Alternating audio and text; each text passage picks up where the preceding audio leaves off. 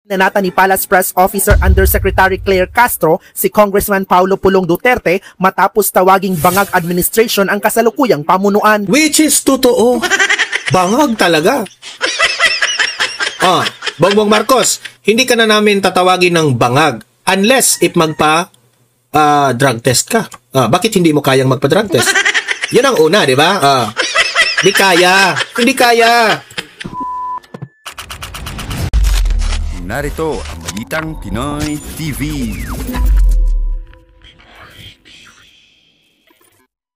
Okay. Pag-usapan natin itong ang Malacanang. Pikon na pikon kay Kong Pulong Duterte. Kasi pikon itong Malacanang Na-real talk sila ni Kong Paulo Duterte. Pikon na pikon. Ano bang details dito? Mamaya pag-usapan rin natin yan. Eto, mainit na balita Zaldico, sinupina na ng ICI. Ang tanong dito, siseryosohon ba ito ng ICI? Totoo bang talagang siniseryoso na itong si Zaldico? Yan ang malaking tanong ngayon. Mamaya pag-usapan natin yan Eto, grabe. Talagang tutulo ang laway ninyo dito guys. Dahil ang Senado, halos lahat nagpakita na ng mga salin ang Senado, no? Pero ang House of Representatives nasaan na? Nga. Naunahan pa nga kayo dyan sa mga Makatai Black Yung Makatai Black nag-release na ng mga salin dyan. Nasa na yung sina Sandro Marcos, Martin Romualdez, sino pa? Ang dami dyan, mga buhaya dyan Maglabas na kayo ng salin dyan, huy! Ay, Senado I think 3 na lang na mga senador makikita mo dito guys, ang daming pera mga senador. Ang daming pera mga senador. Mamaya ipapakita natin yan mamaya kung gaano kayaman ang mga senador. At last but not the least na ating pag-uusapan ay grabe guys, ang mga negosyante isa sa mga grupo na mga negosyante dito sa Pilipinas dismayado po dito sa Administrasyong Marcos. Dismayado dahil sa tariff deals ng Amerika. Bakit yung ibang bansa, di ba? Meron ng tariff deals. Pero ang Pilipinas na merong EDCA bases dito ang Amerika, walang tariff deals. Ganyan kawik ang presidente natin. Di ba? Ganyan kawik ang presidente natin. Yan, lahat ng ito ay pag-uusapan natin yan. Pero guys, bago ang lahat, bago natin ito pag-uusapan, help me po na i-like muna at i-share itong video na ito para guys, kakalat ito sa taong bayan. Okay, sabay-sabay nating i-like muna at i-share itong video natin, Facebook at YouTube. 1, 2, 3, go. Okay, like and share para maraming makalam. And also guys, paki-subscribe at paki-follow ito para lagi kayong updated sa mga balita na kagaya nito. At ma-notify ang inyong mga cellphones kung meron tayong breaking news. Okay? So, kagaya nito, breaking news ito. So, sabay-sabay natin i-follow, i-subscribe, Facebook at YouTube. Ready? Follow, subscribe. 1, 2, 3, go! Ayan, thank you very much. Bakit ang Malacanang ay sobrang pikon na pikon dito kay Congressman Paulo Pulong Duterte? Siguro nasasaktan kasi nare-real talk sila ni Kong Paulo. Na-real talk ito yung balita. Tinawag ni Congressman Paulo Duterte na bangag ang administrasyon sa issue ng... Totoo naman bangag Totoo naman bangag kaya pala napikon. Kasi natatamaan foreign policy. Buwelta naman ng palasyo, kailangang hindi matulad sa nakaraang inutil daw na administrasyon pagdating sa... Paano naging inutil ang administrasyong Duterte? Yung Build Better More ni Bongbong Marcos. Compare natin doon sa Build ni Tatay Digong. Yung Build Better More niya, inukit niya pa yan sa pangalan niyang BBM bagay sa kanya na walang nagawa ang Build Better More. Yung Build ni Duterte, yun ang tunay.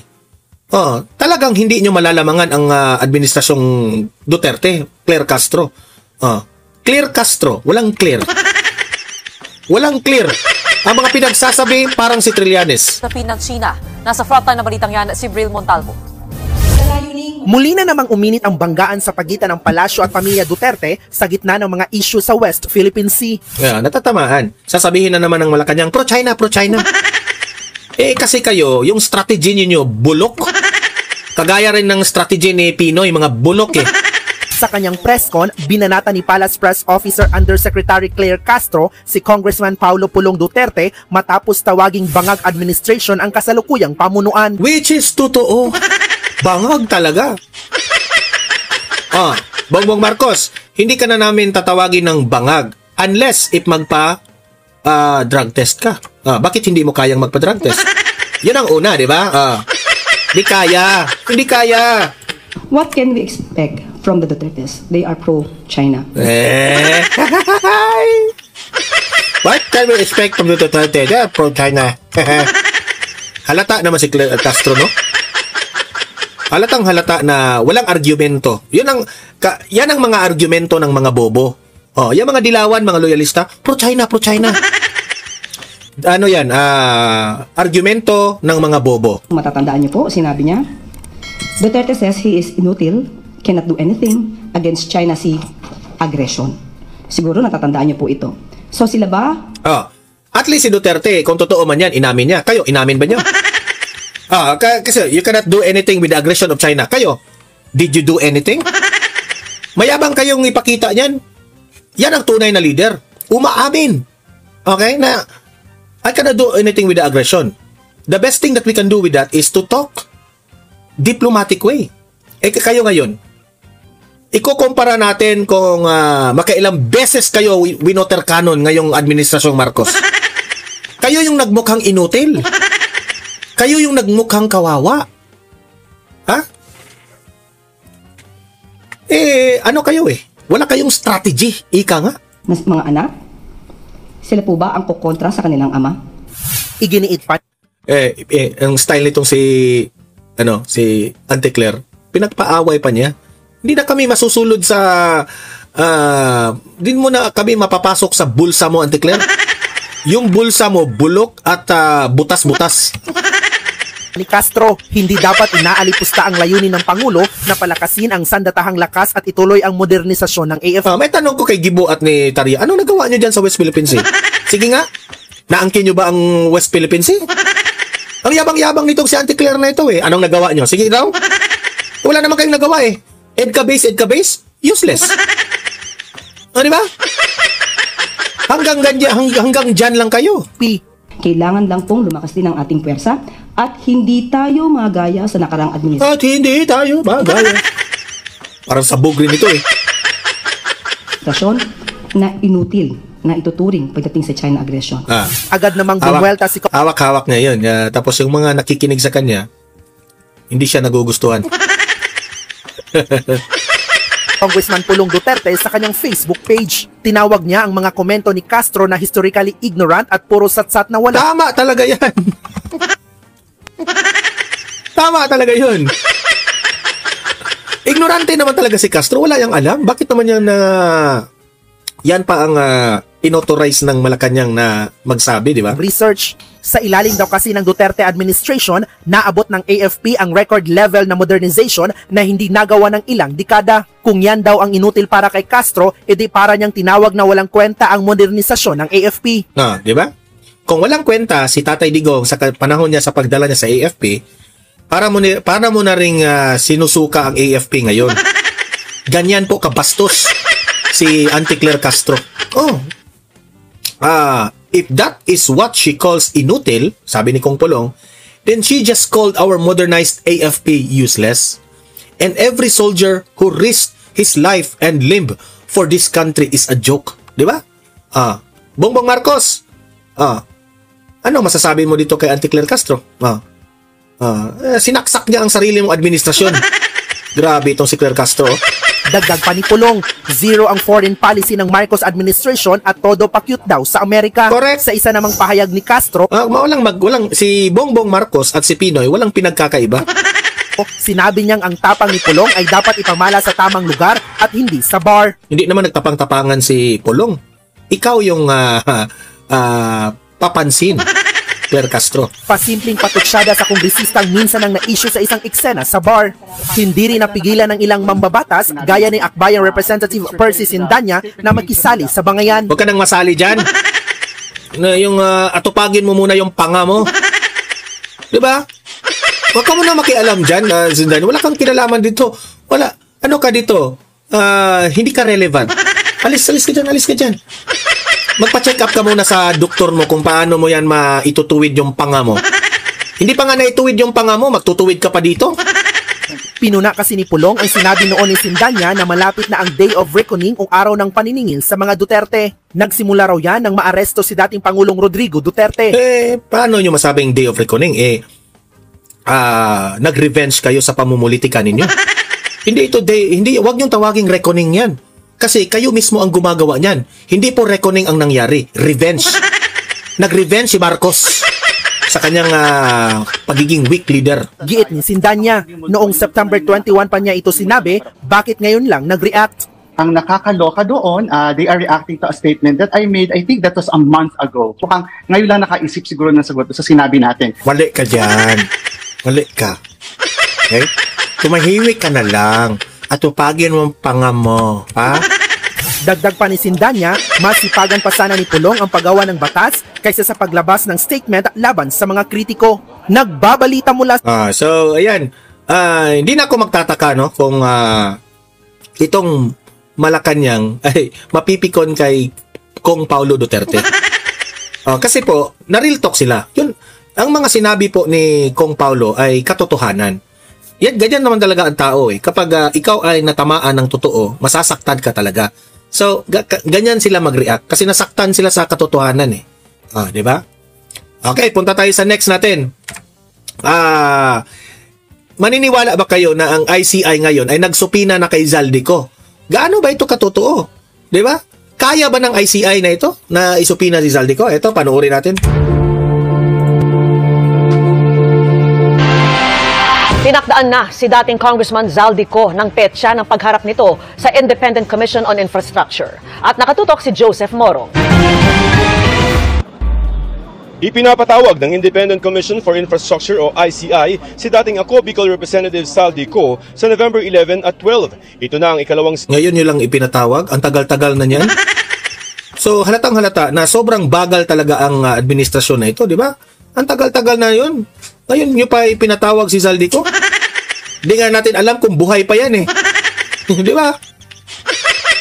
Kapina ng komisyon kay Ko na naging chairman ng House Committee on Appropriations mula taong 2022 hanggang 2025. Ilan sa mga ghost flood control projects ay pinondohan sa mga panahong yan. Ayon kay ICI Executive Director Attorney Brian Hosaka, ipinadala na ang subpoena sa mga bahay ni Ko. Addressed to his Pasig residents and the one in Bicol. We're just awaiting the reports coming from the ones who would serve this. Ang tanong dyan, kung hindi kayo sisiputin, anong gagawin nyo? Matagal na sana yung kinansila yung passport na yan. Hanggang ngayon, hindi nyo pa nakansila yung passport. Pinaniniwala ang nasa labas ng bansa si Ko at kung hindi pa rin ito sisipot, ay pag-aaralan na ng ICI ang susunod na aksyon kasama na ang pagpetisyon sa Regional Trial Court para i-cite in contempt si Ko. Sa November 12 din, ipinapatawag ng ICI si dating DPWH Undersecretary Roberto Bernardo. Si Bernardo nagsabi dati sa Senado na humingi sa kanya ng mga komisyon mula sa mga proyekto ang ilang mga politiko, kabilang sina Senador Chis Escudero, dating Senador Bong Revilla at dating Senador Nancy Binay. Dito ka magtataka, mas nauna pa itong mga senador na ito dito sa mga congressman. Na mga congressman man talaga ang nangunguna dito sa flood control. Diyan ka magtataka. Dati na nang itinanggi ang mga bintang na ito. 2 beses nang hindi nakasipot si Bernardo sa ICI dahil may sakit daw ito. Napapansin nyo? Kapag yung tao may malaking kaso, aligasyon, akusasyon, biglang nagkakasakit. Si Zaldico, ano yung reasoning niya, di ba? Yung reason niya is nagpapa-opera siya sa labas, di ba? Si Romualdez, nagkakasakit, biglang nagkakasakit. Ako na sumagot dyan. Kasi, yan ang pinaka-the best excuse eh, yung kalusugan. Okay? Kapag ang kalusugan, doktor na ang magsabi na he is not fit to, to go to the investigation, wala talaga yan. May excuse talaga yan. Pero yung kay Duterte doon sa Dahig, na obvious na, matanda na, halos hindi na nga makalakad, di ba? Hindi pinatuntulo. Hindi nila pinahintulutan. Pamulitika talaga. Diyan mo makukompare eh. Kapag ang Duterte ang mga nagkakasakit, wala, hindi excuse. Hindi excuse. Pero kung mga kalaban, ang mga buhaya, ang mga kawatan, ng excuse ng may sakit, hindi yan makakadalo. Excuse yan. Excuse. Ang ganda, no? Kaya nga, sabi ng mga kaibigan ko, ang hirap maging proud nitong Pilipinas sa administrasyon ni Administrasyong Marcos. Wala talaga. Hindi mo na sa Administrasyong Marcos, no? Sirang-sira po ang reputasyon, ang dignidad ng hustisya ng Pilipinas, sa totoo lang. Wala pa namang schedule ulit ang ICI para kay dating House Speaker Martin Romualdez. Kaya no, ang lusog-lusog niyan, biglang nagkakasakit. Tapos itong magpasabi na hindi siya makakapunta dahil sa medical procedure. Kung sakasakali sa mga panahon na yan, Buhaya talaga yung mukha. nakahanda na ang Independent Commission for Infrastructure o ICI na i-livestream ang kanilang mga pagdinig sa mga bagong resource persons nila. And hopefully we'll be ready with our rules and procedures already by that time. Binabalanse talaga natin yung hinihingi ng publiko for more transparency as far as the ICI proceedings is concerned. At the same time, yung pagrespeto namin sa karapatan ng mga naiimbita namin dito as Ito na nga mga kabalita. Ano na ang masasabi nyo patungkol sa balitang ito? Please comment down below mga kabalita. Pag-usapan natin yan sa comment section. At kung di ka pa nakasubscribe sa ating channel, baka naman